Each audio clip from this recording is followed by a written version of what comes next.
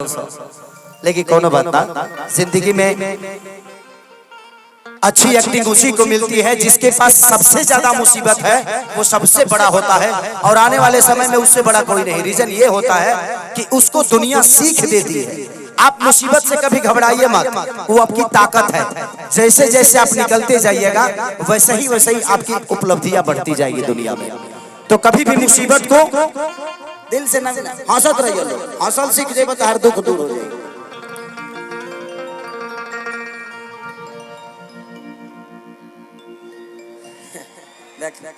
देख अब लोग कहते हैं कि खेसरी पुरस्कार में भगवान से पर नहीं, 500 मत 200 यार, 500 रुपया मत दीजिए आप लोग के बारे कहा 51,000 के चेके काट दलो, हम बाद में डालत रहो। इस कार बैठा भाई हमारे पूर्व मुखिया जी की तरफ से पुरस्कार। किरे गड़िया धराई दा बलमुआ, तनिए को बढ़ा दे शीशा करो करके। हाँ चलिए जयप्रकाश भैया की तरफ से फिर से पुरस्कार, आशीर्वाद की और सरकार की भगवान से प्रार्थना कैसे ही बाबा के जिंदगी हम अब दुआ ही कर सकेले। अब आशीर्वाद देवे की क्षमता तो हमार नहीं है। ऐसे जो हर उस ब्राह्मण कुल का आदमी मेरे लिए गुरु सम्मान होता है, क्योंकि मैं भी एक ब्राह्मण का ही शिष्य हूँ, माननीय कमलाकांत मिश्रा जी। इसीलिए हर आदमी हर ब्राह्मण मेरे लिए गुरु की तरह होता है, चाहे वो 5 साल का बच्चा हो या 50 साल का बुजुर्ग।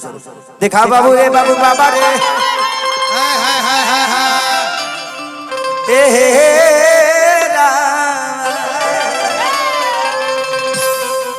रेल गड़िया धराई दा बलमुआ,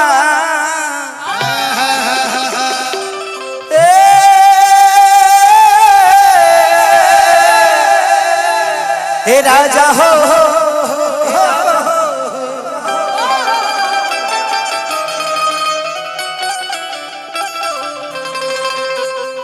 तू लोग डेराई हम मत की जब ये गमछी उमछी ओढ़ लेलस तो हमने के काम का बा ना बा। जवन काम तू लोग कर सकेलो तो हम थोड़ी कर सकेले। तारा लोग के अलग सिस्टम बा, हमारा अलग सिस्टम बा। काम करे के तरीका सबकर चेंज हो जाला।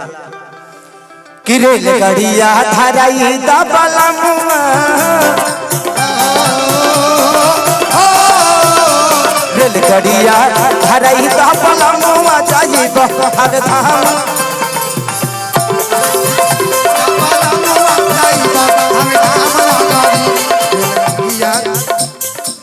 धाम नगरी राजा धाम नगरी, धाम नगरी राजा धाम नगरी, गोटी कठ कटाई दा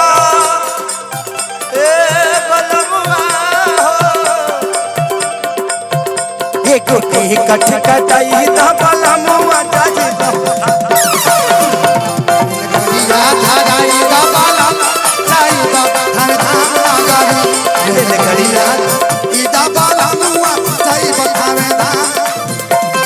काहे पागल बना के छोड़ गल, काहे पागल बना के छोड़ गल,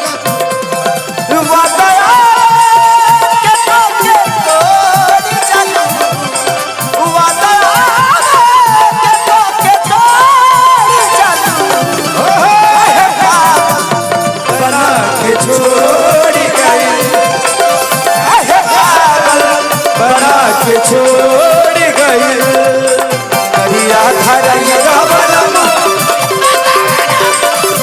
रेल गड़िया धराई दा बलमुआ, जाएंगे थोड़े धाम नगरी। जय हो। तो लो डांस बहुत देख लो। चलिए हमारे जयप्रकाश भैया के बड़ भैया ओपी भैया की तरफ से बहुत आशीर्वाद, भगवान से प्रार्थना शुभकामना खाती कि जयप्रकाश भैया सही दिनों रात चौगुना नाल तबला ट्रेबल। अरे थैंक यू सो मच, सबके दिल से प्रणाम की ओपी भैया की तरफ से पुरस्कार, भगवान से प्रार्थना शुभकामना खाती। लोग यो सोचो तो कि रे खेसरिया दाना पैसा कमैले बा, काहे के सब पैसा वाले अभी कहां कमैले वाले, अभी तो बहुत कुछ कमाए के बा हमरा, अभी तो अब शुरू कैले वाली कमाए के। कमाई आपका पैसा नहीं, ये मैं पैसे हाथ में इसलिए लेता हूँ कि कहीं ना कहीं लोग खेसारी को छूना चाहते हैं, उसकी इच्छाओं को काटना नहीं है, वो पैसा तो बहाना होता है, इसीलिए वो पैसा नहीं आशीर्वाद स्वरूप है। मेन माइक का आवाज बढ़ाई। हाँ हेलो, थोड़ा सा बढ़ा दीजिए। और अतिया कहा दिया बाबू तो लो डांस बहुत देख ले हो वाले के है, नया जमाना के डांस है बाबू। तो सुनील किला जिया जिया आगे बढ़ा। सुनील की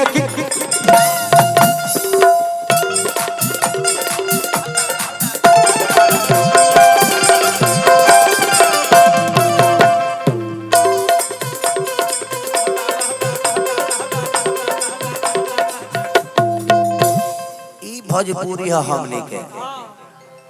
हमने के भोजपुरी है हईले है, एकरा ऊपर कुछ ना हो। तो सुनील किला के लठावे में मेला तू नहीं जही बात बचाई बकेला।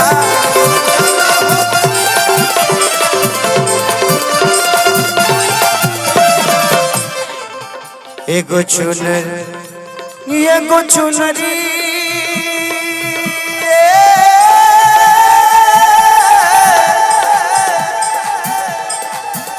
राजा हे पिया जा एक चुनरी ले आई ता बलमुआ, एक चुनरी ले आई ता बलमुआ जाई तो हवे धाम।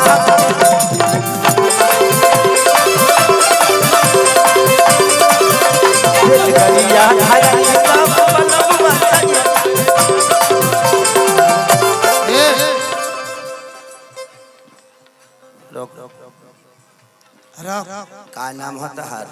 निशा। निशा। तहार बनी मुस्कान। मुस्कान। मुस्कान। आपका? प्रतिभा। आओ बहने तू। तहार? छाया। छाया। इधर इधर। आपका नाम?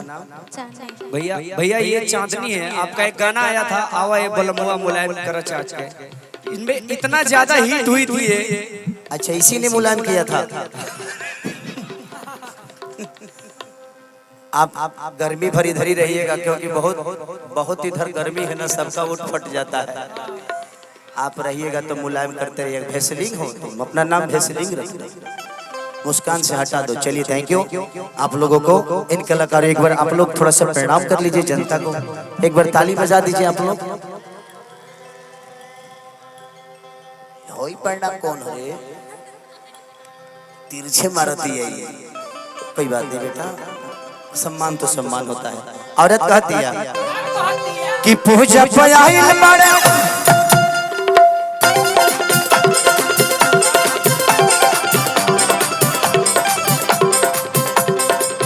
अरे पावन पुजारी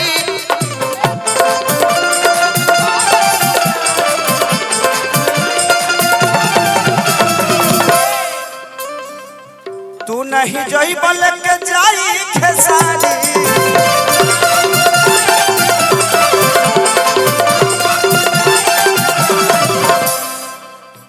हमके दर्शन करा दे राजा, ए राजा रे ए बलमुआ, हमके दर्शन कराई दा बलमुआ, हमके दर्शन कराई दा बलमुआ जाई हवे धाम करे।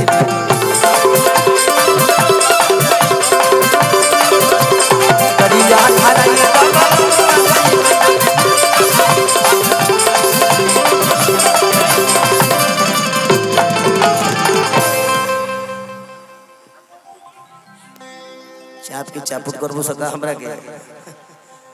देखिए कभी कभी आप लोग के मनोरंजन के लिए बोल देंगे भाई यूट्यूब यहाँ पे बहुत यूट्यूब वाले होंगे भाई हमारे, तू लोग गलत यार कमेंट मत दिक्कत यहाँ बाकी आधा आधा मनोरंजन तो ही लोग बिगाड़ देता। कौना चैनल पर का हेडलाइन होई पते नहीं के चलत। भगवान राम के नाम भी ले लो तो कर हेडलाइन गलते हो।